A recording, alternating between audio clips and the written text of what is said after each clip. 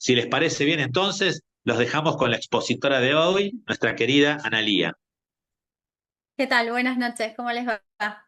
Bien. Bueno, un poco como contaban los chicos, hoy lo que vamos a tratar de desarmar entre todos es esto de la importancia que tiene la planificación y obviamente el presupuesto y cómo impacta en la vida de cada una de nuestras comunidades.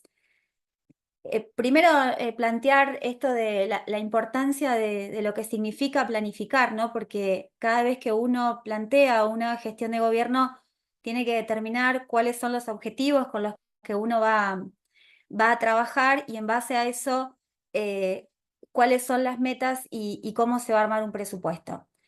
Los presupuestos son gigantescos. De hecho, yo tengo dos libracos de este tamaño, que no sé si lo ven, de lo que es el de General Villegas, y es un poco lo que decía Manuel. Se transforman en algo completamente indescifrable porque uno tiene que comparar los recursos que tiene con los objetivos que el gobierno se pone para todo el año, adicional a todos los gastos en personal que generalmente en los municipios ronda el 60% de los gastos. Entonces, hay que combinar un poco los recursos que uno tiene con los objetivos que uno se plantea, no solo para el año en que uno atraviesa, sino lo ideal de los presupuestos es que tengan una mirada plurianual, que no sean miopes y que no sean cortos, sino que vayan más allá, aunque las inversiones y las metas que uno se proponga sean más de corto o mediano plazo. Lo más importante que uno tiene que mirar cuando uno analiza el presupuesto es, ahí en la plaquita hay algo muy simbólico para nosotros los que somos economistas, que es la restricción presupuestaria. Nosotros tenemos siempre ese límite, que es el tope donde uno puede gastar los recursos que uno tiene, sobre todo cuando uno tiene vaivenes macroeconómicos que no dependen de uno, sino que son ajenos, que son exógenos y que uno los tiene que absorber. En base a todo eso, que puede ser lo que es coparticipación, el CUT, o los que son los recursos específicos afectados que vienen de provincia, uno tiene que trabajar con eso. Y una de las cosas que nosotros tenemos dentro de la Libertad Avanza es esto de ser eficientes en el uso de los recursos y en la importancia que tiene de hacer un uso eficiente y eficaz de ese dinero que uno dispone del pueblo, que no es nuestro, pero que es de la gente. Una de las cuestiones que nosotros tenemos junto con el presupuesto es porque uno analiza presupuesto y al mismo momento analiza lo que es la ordenanza fiscal y tributaria. Las dos cosas van muy de la mano. Cuando uno aprueba presupuesto, vos no podés aprobar un presupuesto si no le vas a dar los recursos, que es la política fiscal, para que ese presupuesto funcione. Porque si no, es como que vos le estás dando, sí, gastá todo esto, pero no te doy el con qué lo vas a gastar. Y entonces las dos cosas van de la mano y tiene que ser como una comparación lógica entre uno y otro. Ahora, cuando nosotros hablamos de política fiscal, en lo que es municipio estamos hablando de tasa. Y la diferencia es importante porque nosotros no somos ni nación ni provincia para tener un impuesto, o sea, generar un ingreso adicional de determinada base imponible, sino que nosotros somos, al ser municipio, tenemos que tener una base imponible que refleje una contraprestación.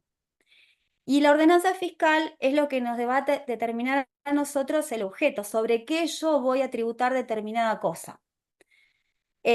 Mientras la tributaria es lo que me determina el monto. Las dos cosas tienen que estar aprobadas por mayores contribuyentes, que cada uno de los que estamos en los bloques, de acuerdo a la cantidad de bancas que tenemos cada uno, tenemos eh, los mayores contribuyentes, un titular y un suplente por cada banca. La discusión es si el gasto que yo estoy generando corresponde o no corresponde con la prestación de servicios que cada municipio tiene, y además si esa prestación de los servicios o ese gasto o esa oneración corresponden o no. Nosotros consideramos que es necesario la reducción del gasto público para que se haga un uso eficiente de los recursos y para que las inversiones sean se devuelvan realmente a la gente y sean cada vez más grandes. Las inversiones, llámese mejoras en la salud a través de los hospitales, lo que mejoraría el CUD, mejoras en la prestación de los servicios, mejoras en los caminos. Bueno, y que hay tasas que afectan, las tasas afectan directamente el bolsillo del contribuyente. Entonces, cuando nosotros hablamos de política fiscal, siempre consideramos muy importante el daño que nosotros le producimos al consumidor o al contribuyente cada vez que modificamos esta ordenanza tributaria. Cada vez que nosotros decimos, bueno, no, pero lo que pasa es que el ajuste de la inflación y demás, y le aplicás determinado porcentaje. Ese porcentaje que vos estás aplicando no es que tiene un impacto nulo, sino que afecta directamente la forma de consumo de cada una de las personas. ¿Por qué afecta esto? Bueno, en economía los impuestos generan una distorsión y aunque no les parezca mucho menor de lo que son los subsidios. Un subsidio es terriblemente distorsivo porque se aplica a un sector específico de la población y porque además no tiene una contraprestación en dinero para el Estado, sino que todo pone el Estado y se afecta específicamente a una población, por lo cual el daño que genera eso a nivel económico para el resto de la sociedad es mucho peor que cuando nosotros metemos un impuesto o una tasa. Pero cada vez que uno analiza un impuesto que uno va a generar, tiene que ver cuánto yo estoy distorsionando el consumo de esa persona. Nosotros hablamos de ingreso y de ingreso disponible.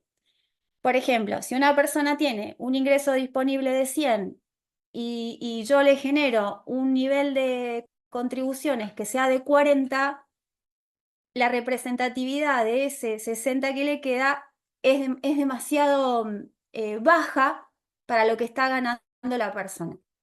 Entonces, si bien es verdad que el Estado debe cubrir muchísimas necesidades, también es verdad que el Estado tiene que empezar a hacerse cargo de las cosas que debería mejorar o que no están funcionando de la mejor manera para que esa recaudación que tiene sea exponencial pero eficiente. ¿Qué significa esto? Para nosotros hay algo que se llama la curva de Laffer, que significa que cuando yo empiezo a crecer en los niveles de impuestos que yo pongo, llega un momento donde hay un punto de saturación. Ese punto de saturación se lee en términos económicos como una tasa marginal cero. A partir de ahí, todo lo que se genera adicional es negativo. ¿Qué significa que sea negativo? La gente deja de pagar. En gauchito es, si yo tengo altos niveles de impuestos, genero una economía en negro o hago que la gente no pague. En General Villegas, por ejemplo, lo que nos ocurre es que el ABL, dado que tenemos además serios problemas de zonificación y de que no están los barrios reconocidos y que las zonas residenciales están bastante desdibujadas, la recaudación del ABL es una tasa que no llega al 50%. Entonces, ¿qué nos pasa? Aumentamos la tributaria y castigamos siempre a los mismos, porque la gente que se corrió porque no la podía pagar o porque ya no la venía pagando, no tiene ninguna implicancia adicional y yo no tengo un sistema que sea eficiente para aumentar el nivel de recaudación. ¿Qué significa esto? Que cuando nosotros miramos presupuesto, que es lo que yo quiero hacer como gobierno, si yo no tengo claro, ya sea estructura programática, objetivos, formas de recaudación y demás, y lo que hago es generar una ordenanza fiscal sin mover una ordenanza tributaria, perdón, sin mover la fiscal, que castigue sistemáticamente a la misma persona, no voy a generar mayor recaudación. Sino, lo que puedo generar es un efecto en contrario que reduzca ese nivel de recaudación y por ende tengo problemas presupuestarios. Armar un presupuesto es bastante complejo, gracias a Dios los niveles inflacionarios se están tranquilizando, con lo cual proyectar siempre es más fácil cuando vos tenés estabilidad económica. Los años anteriores era bastante complejo y empezaban a ver lo que se llaman excesos presupuestarios o lo que hacen los decretos a través de los cuales los intendentes pueden hacer reasignaciones de partidas. Entonces, esas reasignaciones de partidas, a nosotros como concejales que tenemos que controlar a dónde va, de dónde sacó y por qué fue, tienen que tener un motivo por el cual yo dije que Acción Social le sacó 60 millones y me los gasté todos en combustible. Cuando vino lo de la pandemia estaba justificado porque era algo completamente exógeno y la cuestión de salud obviamente justificaba los cambios en las partidas presupuestarias, y los decretos que hacían esos cambios estaban justificados porque era una situación completamente exógena para nosotros y que no la podíamos manejar de otra manera. En la actualidad, hacer eso nos implicaría que nosotros estamos presupuestando de manera errónea, que no estamos viendo cuáles son las cosas donde nosotros estamos fallando y qué es lo que tenemos que mejorar. Hay muchas cosas dentro del presupuesto que tiene que ver, obviamente, con cada una de las aristas donde uno quiere hacer hincapié, que puede ser medio ambiente, que puede ser vivienda, que puede ser salud, educación y todo lo demás. Lo que uno tiene que mirar es cuál es el objetivo del gobierno que le toca hacer gestión, con qué dinero va a contar y con qué dinero está proyectando hacer algún tipo de inversión. La realidad es que es tan complejo el análisis del presupuesto que existe más contabilidad creativa que otro tipo de cosa, y es lo que uno tiene que controlar al momento de llegar a lo que después termina siendo el RAFAN, ¿no? Lo que nos pasa es que en todo presupuesto, como pasa en toda licitación, como en toda compra directa o en lo que tenga que ver con los movimientos de dinero del Estado, existen dos factores, uno que se llama riesgo moral y otro que se llama selección adversa. ¿Qué pasa? Cuando nosotros hablamos de estas dos cosas que están implícitas en una licitación o en una compra o en un movimiento de dinero, tiene que ver con que nosotros, que somos los que estamos fuera del nivel de gestión directa, sino que somos los órganos de control de movimiento de ese dinero, hay información de la cual carecemos y no tenemos. Es súper importante que los gobiernos nos permitan tener el RAFAN abierto todo el año. Yo no sé si a ustedes les ocurre, pero en General Villegas el RAFAN no está abierto todo el año. Nos habilitan el ingreso solamente en el periodo donde tenemos que hacer el análisis de rendición de cuentas, y después nosotros no tenemos acceso a eso. ¿Qué significa RAFAN o qué significa control? Tiene que ver con esto de que uno tiene la posibilidad de saber a quién se le compró, cómo se le compró, sacando de lo que son las licitaciones, ¿no? que nos llegan al Consejo Deliberante y que uno analiza el motivo de la licitación, qué se compra, a quién se compra y demás, que eso tiene que ver con un tema de monto que está dentro de la ley. Pero todo lo demás, que es muchísimo dinero y es que es el flujo donde más ocurre, porque ahí están los subsidios o las ayudas sociales, los subsidios a las instituciones, la compra directa de algunos bienes que no alcanzan a los montos para hacer licitaciones y demás, los vemos ahí adentro. El RAFAN es como un mundo aparte. ¿Por qué? Porque uno tiene que saber específicamente qué buscar. En particular, hacer un análisis de rendición del presupuesto generalmente es un dolor de cabeza, y nosotros optamos siempre por la medida más directa. Es decir, bueno, yo tenía esto presupuestado, este era el objetivo con el cual habían presupuestado, y yo tengo que ver si este objetivo se cumplió, con qué proveedores y cuánto dinero se gastó.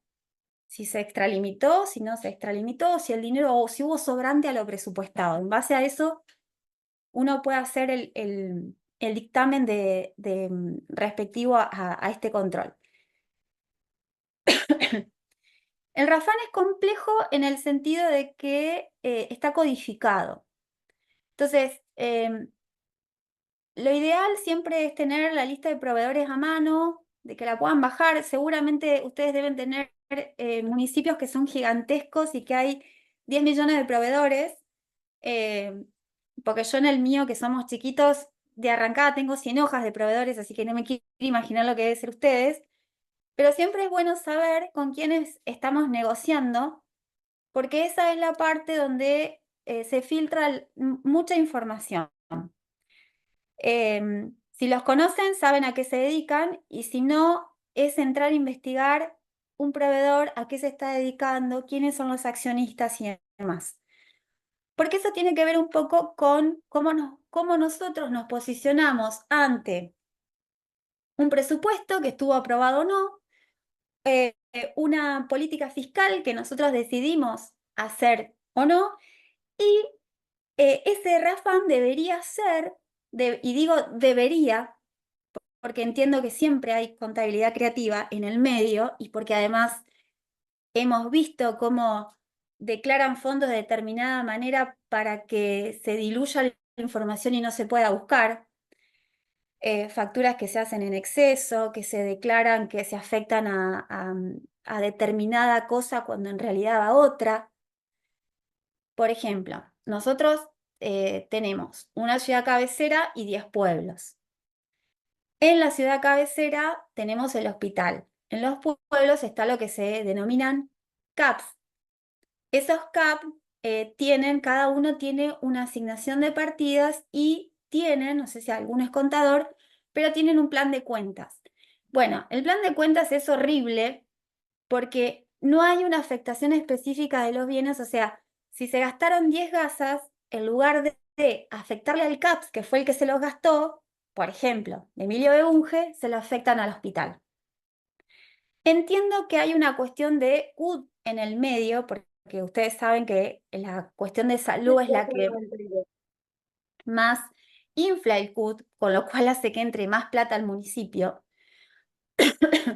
Y muchas veces eso hace que se generen consultas fantasmas, gastos que no existen, facturas desmedidas de traslado de cuestiones de hemoterapia y demás. Por eso siempre nosotros particularmente controlamos más sobre proveedores y de ahí vemos las derivaciones del caso.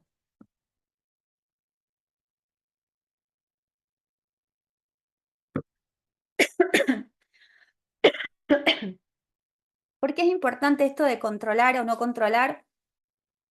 Porque nosotros somos responsables legalmente de lo que ocurra, porque somos responsables de lo que autoricemos o no autoricemos, y porque tenemos que responder después de acuerdo a lo que nosotros decimos. Cuando uno hace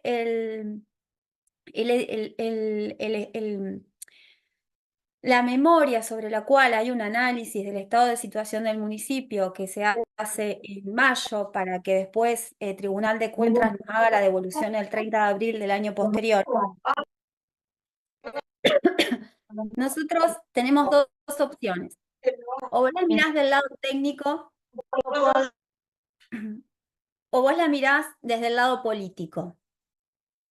Desde el RAFAN, digamos, lo que es en análisis de presupuesto y de devengado y de percibido del municipio, que tiene que ver con esto de decir, bueno, yo tengo que hacer un análisis de situación del municipio del año anterior, me tengo que hacer cargo yo y el espacio político al cual represento de lo que estoy diciendo, si corresponde o no corresponde, lo pueden hacer desde esas dos maneras.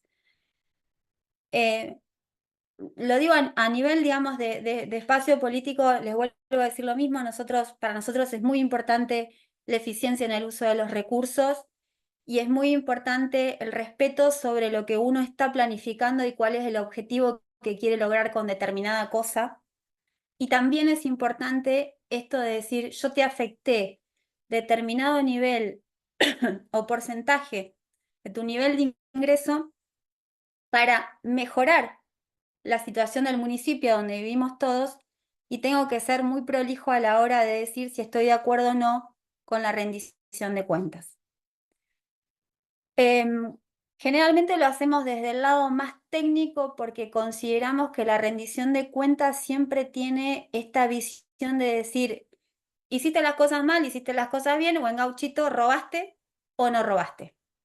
Muy difícil el límite de saber que sí y que no, porque algo que no hace Tribunal de Cuentas es analizar la conveniencia o no de las acciones para el municipio, sino lo que analiza es esta cosa de decir si hubo asociaciones ilícitas en el medio, si hubo parientes que concursaron en una licitación y no corresponde, y que todas esas cosas nosotros como concejales las tenemos que volcar en el escrito que hacemos para entregar al Tribunal de Cuentas diciendo si estamos de acuerdo o no con la rendición, por qué estamos y por qué no estamos. Es como si uno hace un recuento de su historia durante todo un año donde vos analizaste en el momento donde decidiste aprobar o no un presupuesto y por qué lo hiciste, junto con todo el paquete fiscal que vos aprobaste o no, más, sumado a todo eso, las licitaciones que vos aprobaste o no aprobaste y todas las ventas de terrenos que se hicieron en el medio, las concesiones, los convenios, todas las cosas a las que nosotros accedemos, si todo ese paquete que se hizo de manera prolija y que las cuentas contables cerraran o no cerraran. Si hay algo que no cierra, tienen que escribirlo y tienen que poner la factura, en qué momento, quién fue el proveedor, cómo se hizo la licitación, si la licitación tuvo errores, si se licitó mal. Pero además, si ustedes aprobaron o no aprobaron esa licitación en ese momento. Porque si uno aprueba algo y lo que está aprobando tiene errores legales, uno es responsable de eso que aprobó.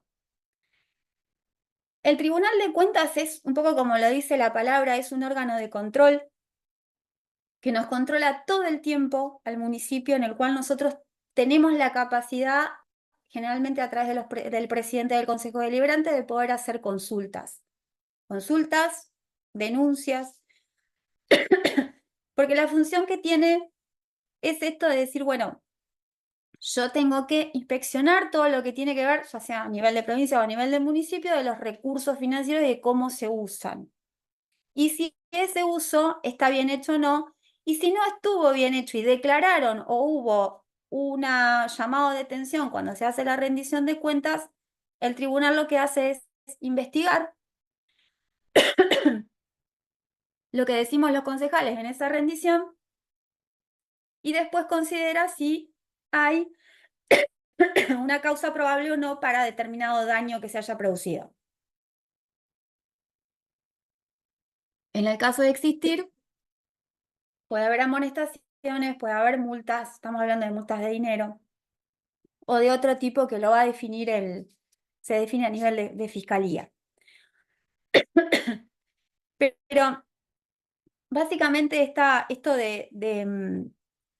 el combo general que tiene que ver con todo el hilo desde el momento en donde yo tengo un presupuesto que es mi objetivo a cumplir, con qué lo voy a cumplir y después el análisis a través del RAFAN, si tienen acceso y se los dan, es como el final, el broche de oro de decir, bueno, todo esto debería estar en concordancia en objetivos, en política pública, en la política económica que cada uno tenga como ideología, porque depende de las ideologías de cada uno, es donde uno va a mirar determinada cosa u otra, y a veces esa diversidad política que existe dentro de un consejo deliberante hace que se pueda lograr que el análisis sea completo de cada uno de los espacios, porque a veces unos miran más la cuestión educativa, otros miran más la cuestión de vivienda o la cuestión social, y otros miran más una cuestión productiva. Todo eso es genial porque si logran tener algún diálogo previo antes del cierre del análisis de rendición de cuentas, está bueno porque es enriquecedor y porque además uno puede tener la capacidad de saber si hay algo que no miró, si hay algo que puede mejorar o si tiene una mirada equivocada respecto de algún punto. La diversidad de opiniones y la divergencia de miradas desde lo político es realmente enriquecedor y sirve siempre y cuando obviamente haya un diálogo sincero y abierto que se pueda tener. Lo complejo es la sinceridad, ¿no? A veces nos dicen, no, vamos a rechazar la rendición de cuentas y resulta que llegamos arriba y la terminan aprobando y vos dijiste, pero bueno, esas cosas ocurren y pasan. El Tribunal de Cuentas tiene su propia ley, es la ley orgánica, la 10.869, y modificatorias. Eso es algo importante. Cada vez que uno hace un análisis de lo que sea, yo no soy abogada, así que he tenido que aprender bastante derecho de esto, de decir, cada vez que hay una ley, no busque la ley, busca la ley y las modificatorias, porque te cambiaron una palabra de un artículo y te cambió toda la lectura. Eso es algo maravilloso que hacen los abogados. Pero bueno, un poco esto de que somos terriblemente responsables sobre lo que legislamos, sobre lo que aprobamos y sobre todo porque nuestra función como concejales, que básicamente además de un montón de funciones que tenemos, somos un órgano de control, es una de las partes más complejas porque es un poco como decía Manuel y es una realidad. A veces la información se tergiversa tanto, se complejiza tanto que es difícil de encontrarle el camino. Lleva tiempo. Lo ideal es que cada vez que se apruebe algo, cada vez que nosotros hagamos algo, llevemos una libretita, si quieren, de almacenero donde pongamos, esta licitación tuvo tal error, porque nos pasa que cuando lleguemos a fin del año, a marzo del año que viene, que es cuando uno analiza rendición, nos olvidamos muchas de las cosas que nos pasaron en el camino, porque bueno, a veces la realidad hace que nos lleve puesto y nos empecemos a centrar en las cosas que fueron últimas y nos olvidemos un poco de las que vivimos a principio de año. Creo que el hilo conductor es ese. Presupuesto es fundamental. Sin presupuesto, sin planificación, sin saber dónde queremos ir, es difícil saber a dónde llegamos. La información es súper necesaria y tiene que ser oportuna, tiene que ser precisa, real, fresca. No sirve tener información que sea poco verídica, vieja, o que sea porque vino que me dijo que no me dijo. Cuando nosotros analicemos cualquier cosa, primero está la ley, dentro de la ley todo, fuera de la ley nada, y después podemos plantear desde esa posición cualquier cosa que ustedes consideren que no está bien, que no está bien planteada o que tiene errores. Bueno, abro el juego para el que quiera preguntar.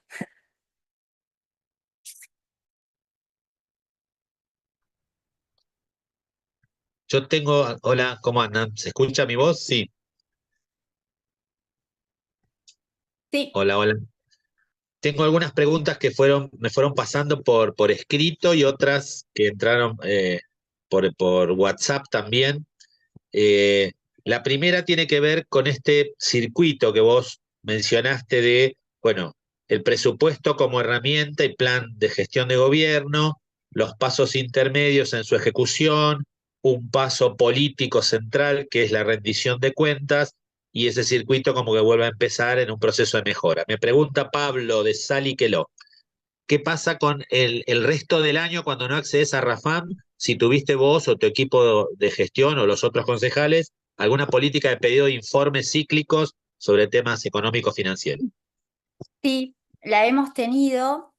Y de hecho, siempre nosotros, el pedido de informe es como la herramienta que vos tenés. Primero, cuando vos tenés una licitación y no te cierra y viene por la licitación o viene por un convenio o viene por algo, uno lo plantea en ese momento.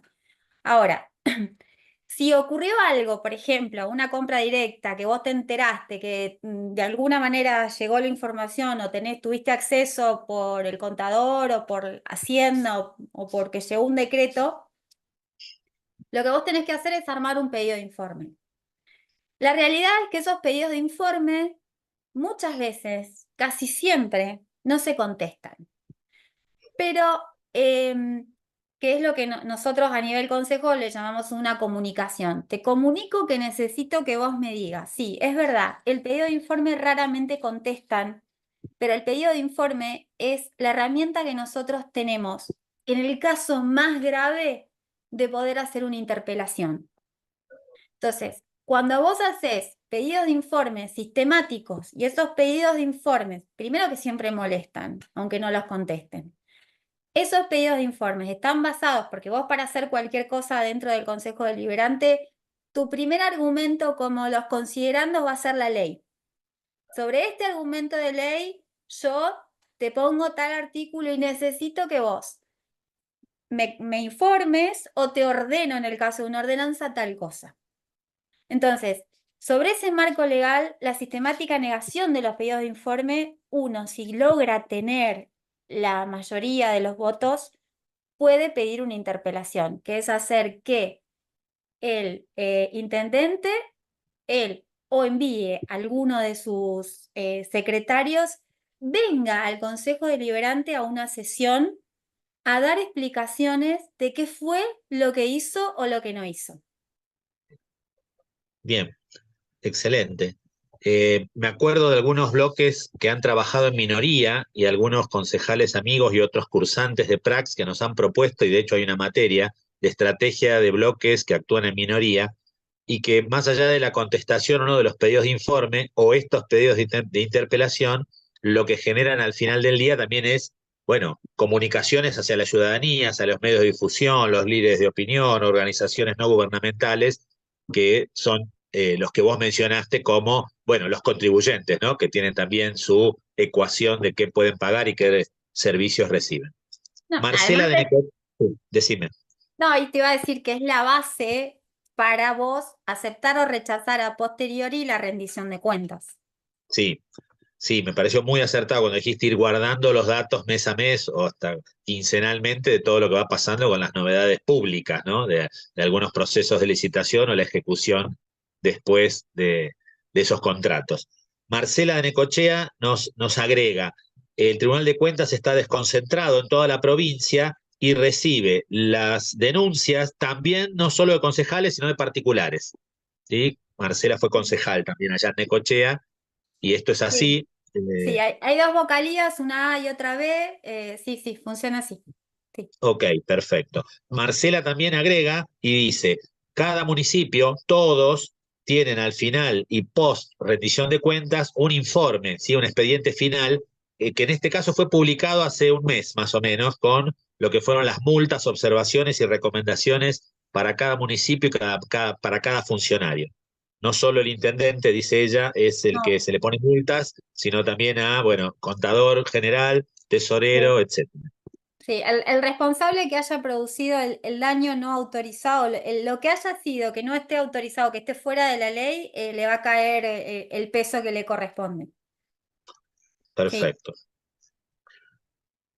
Mario también, Mario de Partido de la Costa, nos preguntó el acceso a la documentación de la rendición de cuentas. ¿Cómo te fue con eso? ¿Cómo lo han manejado históricamente? Porque este es tu tercer año de gestión, ¿no? Sí, el acceso a la información es complejo. De hecho, nosotros somos minoría. Éramos dos cuando yo arranqué, este año somos cuatro. Pero es un poco de búsqueda todo el tiempo. Hay mucho análisis de ordenanzas viejas, de modificaciones, de ir a hablar con el abogado de la municipalidad, estábamos hablando, ¿no? De ir a hablar con el secretario, de ir a hablar cómo hubo este avance de obra en este proyecto, de enviar cartas pidiendo tener acceso a expedientes que no los tenemos en el HCD. Sí, es un poco el juego del gato y el ratón, pero tenés que tener la convicción de que si sos el gato vas a agarrar al ratón, porque si no, bajás los brazos de manera sistemática. Em, y bueno, hay que primero, nosotros siempre creemos que la comunicación y el tender lazos abiertos para que vos vayas con una duda o vayas con un problema particular y tengas un secretario que te pueda dar información, porque además hay una realidad. En algunos municipios hay una ordenanza de información pública y abierta, en otros no la hay. Y en donde la hay, tienen un arma bastante poderosa para poder presionar, porque la información no es solamente de los concejales. Y después hay cierto resguardo de la ley, porque cada cual que maneja fondos públicos está obligado a explicar qué hace con esos fondos públicos, porque la información, sobre todo para quienes tenemos una carga pública, nos la tienen que dar. Entonces, en el extremo, hemos llegado a ir con abogados. En el extremo. Y entonces te la dan, porque cuando vos salís a un medio a decir no me dan la información, no tengo acceso a la información, el daño que vos provocás a nivel político a veces es mucho más que lo que ellos pierden en darte determinada información. Perfecto. Ahí Manu va a hacer entrar otra pregunta desde Lincoln. Sí, Cuti Albert tiene una pregunta desde Lincoln.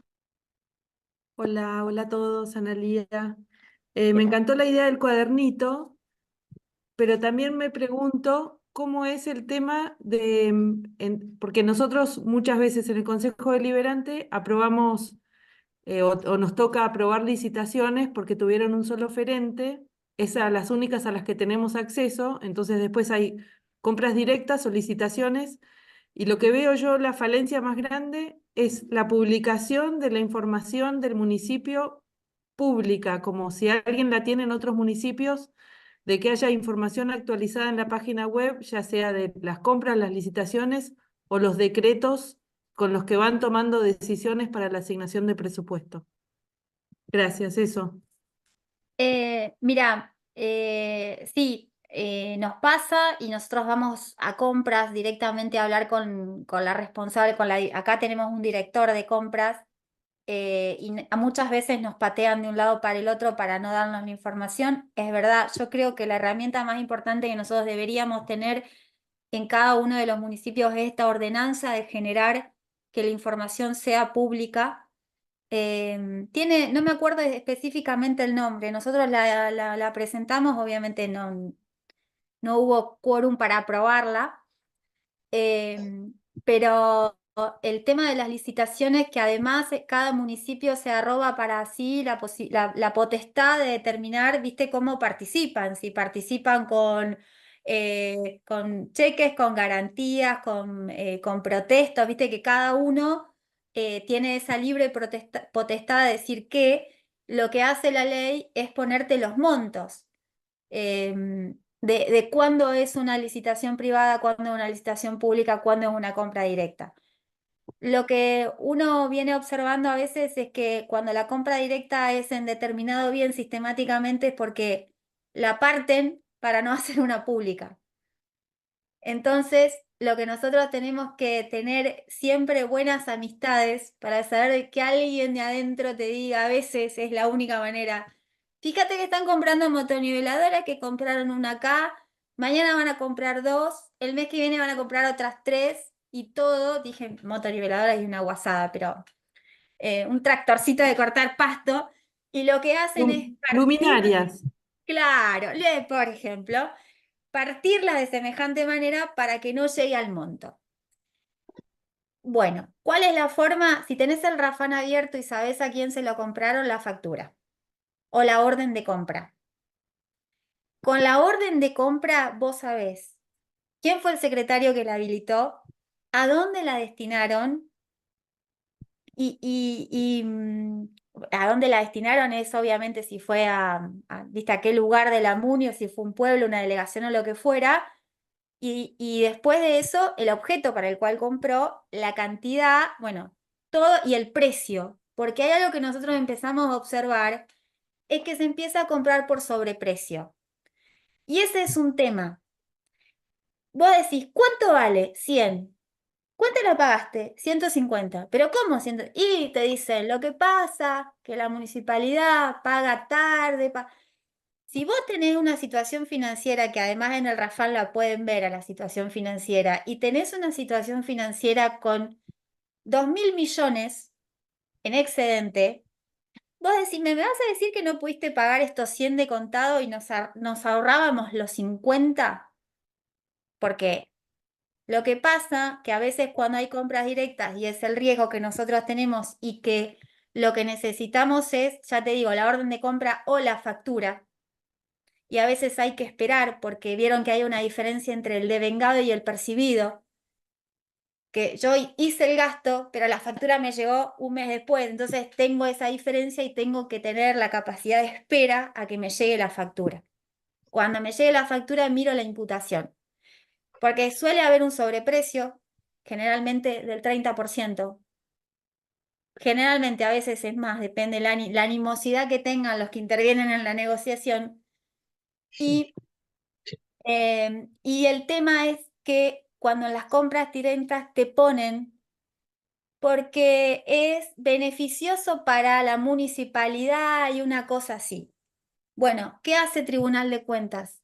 Tribunal no analiza las cosas que la municipalidad considera que son buenas para la municipalidad. No analiza si eso es bueno o malo. Analiza si esa compra está dentro de los parámetros legales o fuera de los parámetros legales. Entonces, cuando vos en una compra directa, nos pasa ahora acá, pagaste una de estas cortadoras de pasto, bueno, 1.000.000, y resulta que la pagaste 1.500.000 y resulta que en el mercado, en una licitación pública, vale 1.000.000, te aviso que te robaron 450.000. Bueno, eso, la única forma de constatarlo es a través de la orden de compra, porque determina quién fue el funcionario, y de la factura. Eso, Rafam, no tenemos otra. Hay algunas preguntas por escrito, Manu, ¿las querés leer vos? Yo tengo 3 más. No, léelas vos. No llego a leerla porque tengo acá lo que entró. Hay una pregunta larga que hay uno de los participantes. Bueno, yo tengo, Paula de Morón dice, estoy sorprendida con esto que contaste, Analía, del 50% de cobrabilidad. ¿Hubo alguna repercusión pública de esto? ¿Lo levantó algún medio? ¿Alguien lo denunció? Porque es un desequilibrio grande, ¿no? No sé si es la tasa. 50% de cobrabilidad en una tasa. Vos No, dijiste, no. sí, en la tasa de Abele. Sí. Abel, ok. Nosotros tenemos, siempre digo, tenemos la gallina de los huevos de oro nosotros, con lo que es, que seguramente muchos las debe tener, la tasa vial, que estuvo bastante en boga en un momento y que hubo muchos municipios que hicieron una negociación de no pagarla legalmente a la tasa vial.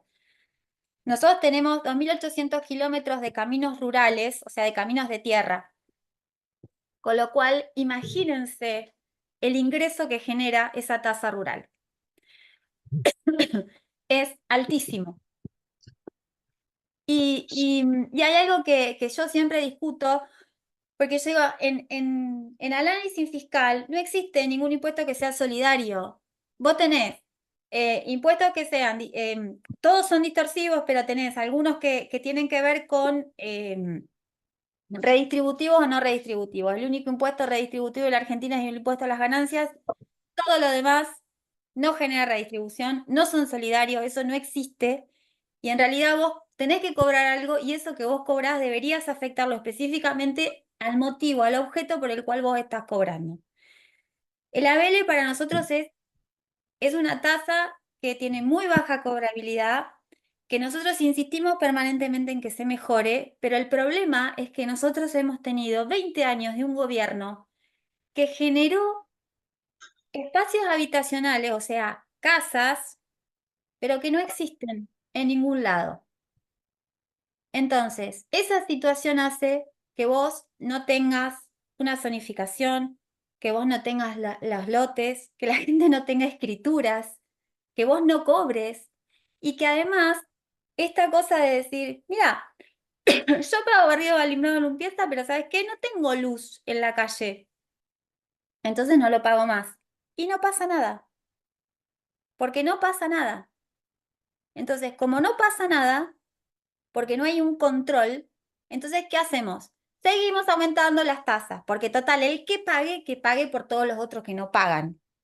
Entonces, es una distorsión cada vez mayor, cada vez más grave, y que bueno, en algún punto, en algún momento, algún gobierno va a tener que ponerle el cascabel al gato.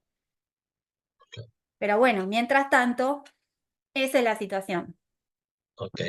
Yo tengo una última pregunta y después Manu revisa el chat, porque entraron 3 preguntas que yo no llego a leer ni las puedo ubicar ahora.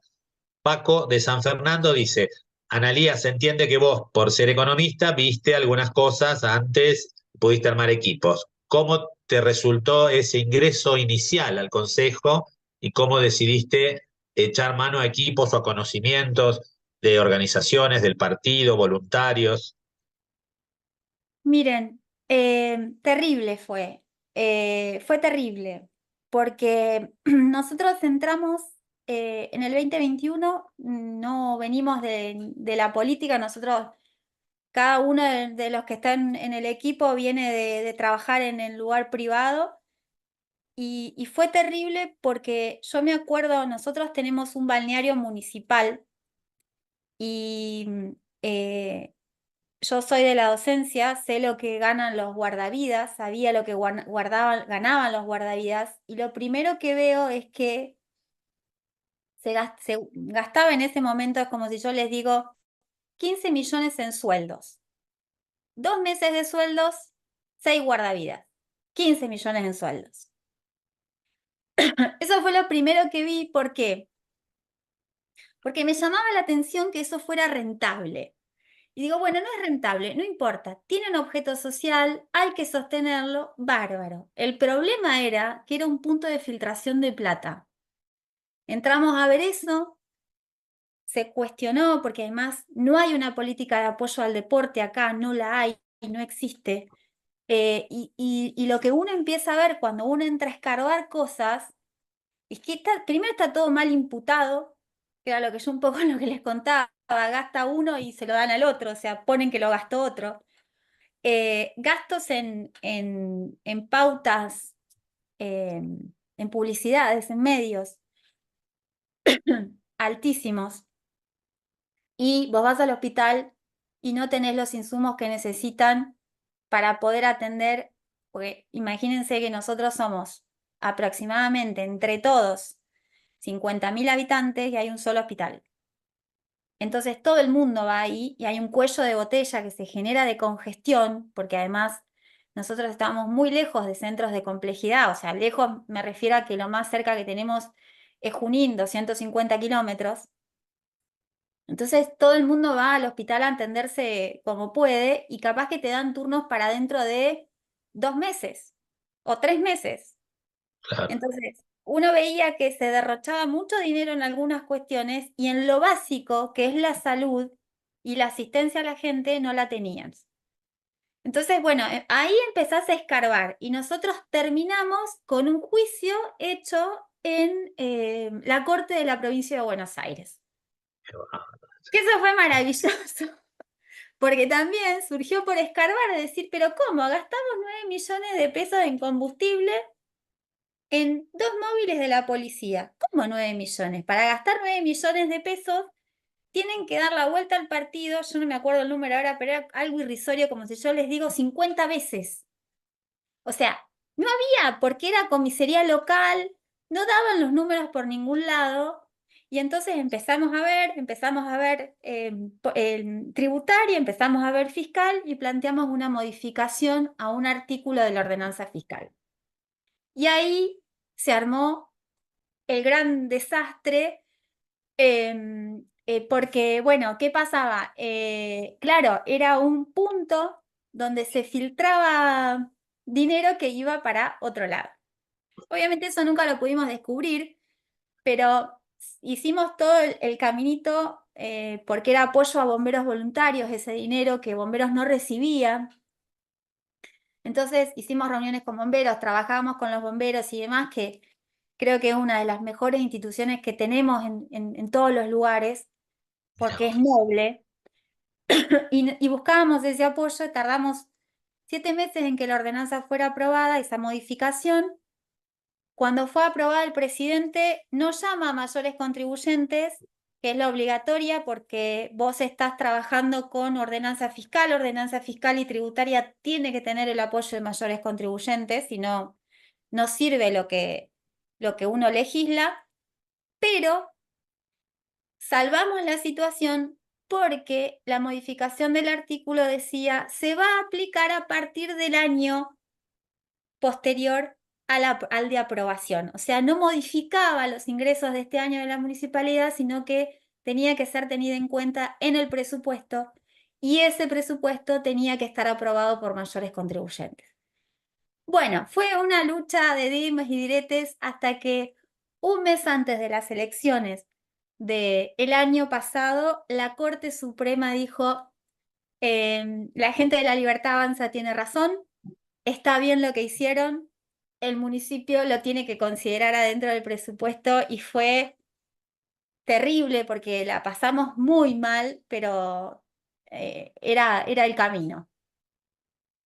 Qué bárbaro. Bueno, qué importancia esto que contás, cómo lo contás, ¿no? Porque lo contás desde un lado de control político, más allá del control bobo de si está o no el comprobante, y además de un seguimiento en el tiempo, ¿no? Que tenemos que ir entrenándonos para los años venideros, de llegar a los consejos deliberantes. Bueno, en el 2027 se vuelven a elegir intendentes, con la ley que prohíbe varias reelecciones, así que está buenísimo que le des este enfoque siendo alguien tan joven y con esta experiencia, como vos decís, que no viene de la política. Tengo una pregunta más que tiene que ver con si vos en la rendición de cuentas has visto la rendición del famoso fondo educativo, si lo tienen separado dentro de la rendición y si hubo alguna actividad de seguimiento por parte de ustedes. Sí, nosotros analizamos fondo educativo, soy de escuela, así que imagínense que el fondo educativo es a ver en qué la van a gastar.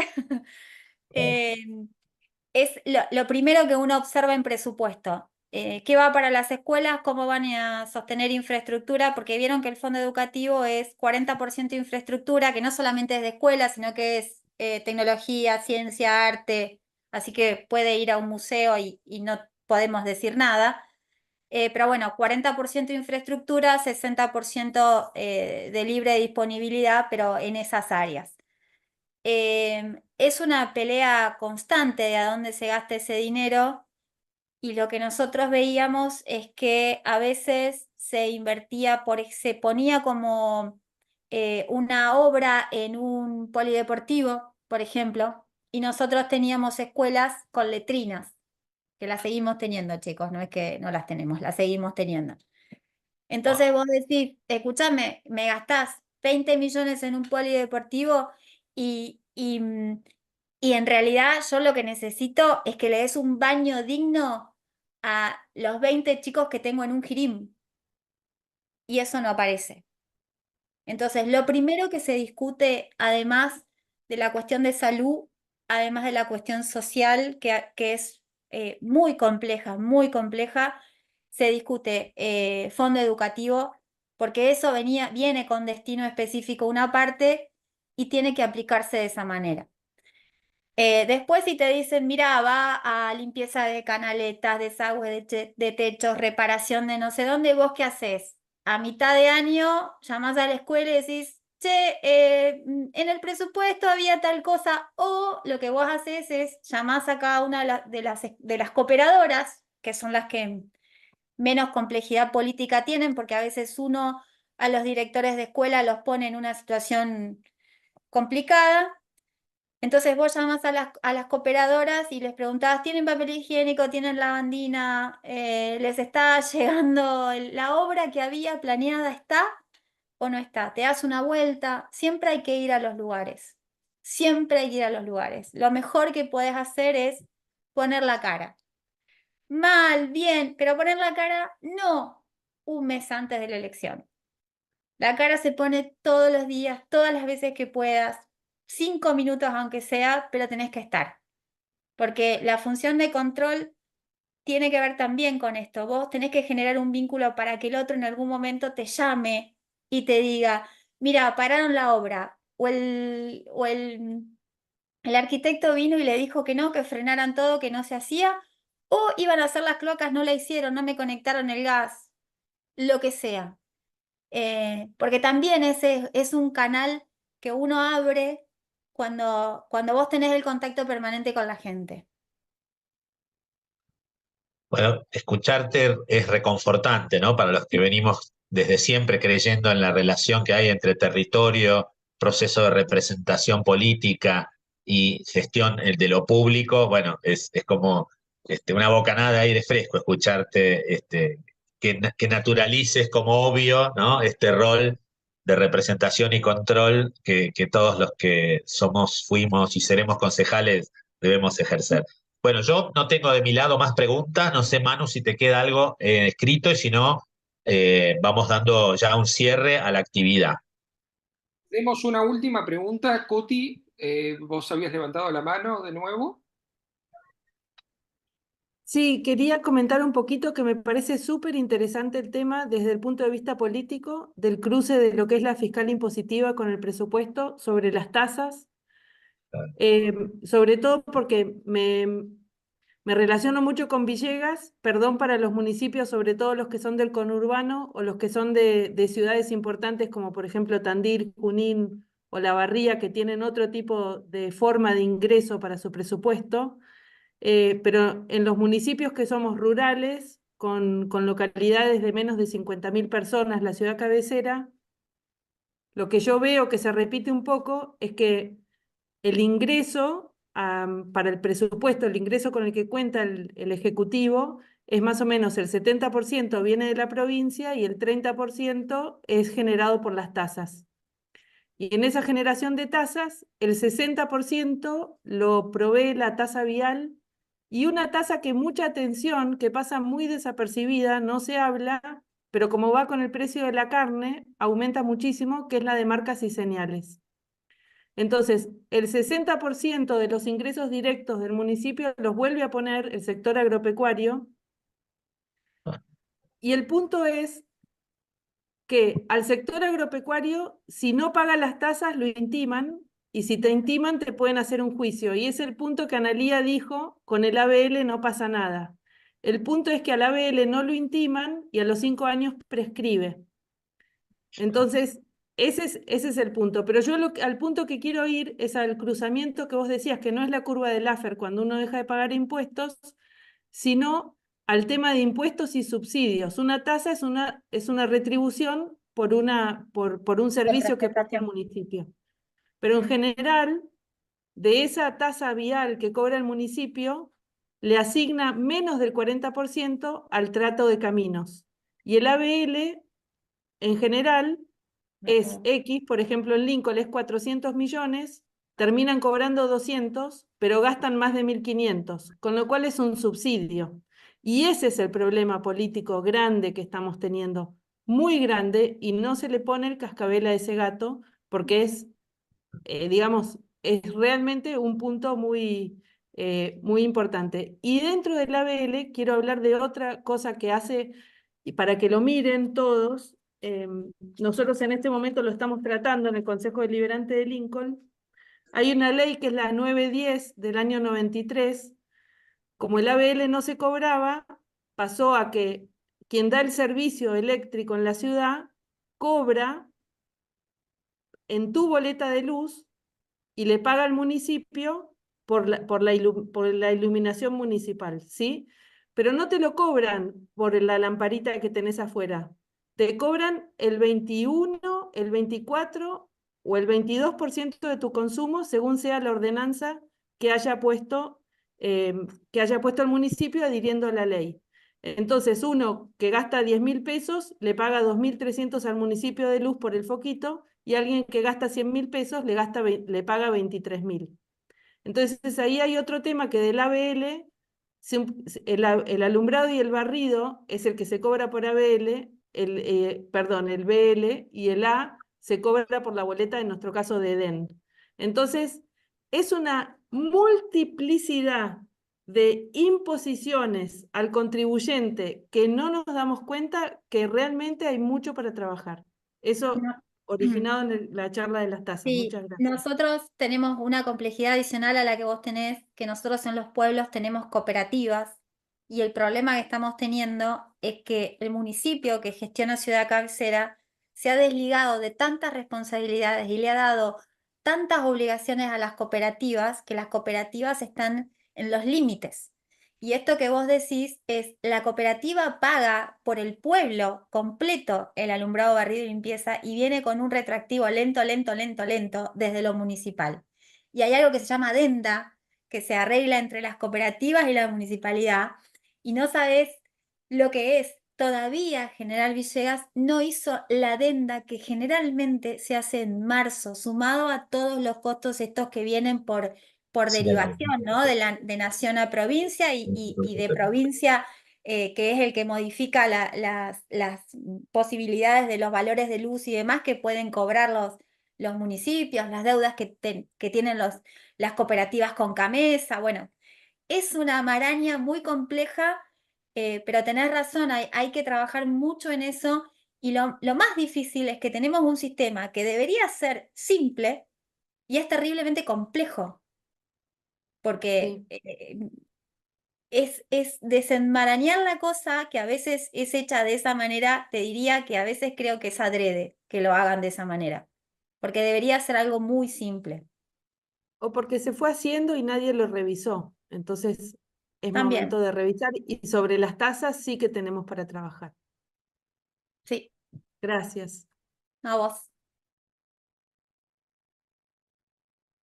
Bueno, Muy Fer, importante esto que dice al final Cuti y también Lucas, que trajo de vuelta una interpretación del aplicación del fondo, y esto que dice Analía al final, uno dice, duda, ¿no? Si está hecho a propósito o no. Bueno, los que tenemos muchos años de gestión pública y política territorial, en algunos municipios ya hemos descubierto que sí, que es a propósito. Pero a ver, uno de los emergentes a los que el proyecto Prax está súper alerta tiene que ver con tomar estas cosas que van saliendo en las interacciones, ¿sí? Tanto en las capacitaciones presenciales como virtuales empiezan a aparecer estos temas. Lo que dijo Cuti de Lincoln me parece que es un tema para trabajar, para profundizar, porque no solo es un desequilibrio, es absolutamente inequitativo, ¿sí? Entonces hay que saber desmenuzarlo y reflejarlo por ahí en alguna conversación más pública. Pero bueno, también es un compromiso, ¿no? De ir viendo lo que va saliendo en estas interacciones y seguir desarrollándolo después en privado, bueno, o reuniéndonos, etcétera. De mi parte no tengo más preguntas. Después sí quiero agradecer a Analía y a los participantes. Decime vos, Manu, cómo estamos de tiempo, si quedó alguien colgado con alguna otra pregunta. estamos Bueno, bien, no hay entonces, preguntas, ok. así que podés.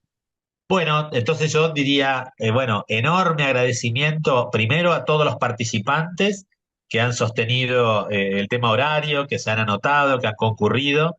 Una felicitación y un aplauso, que podríamos abrir todos los audios y darle un fuerte aplauso a Analía. ¿Podemos abrir todos los audios juntos? Muy bien, la verdad que excelente. Muy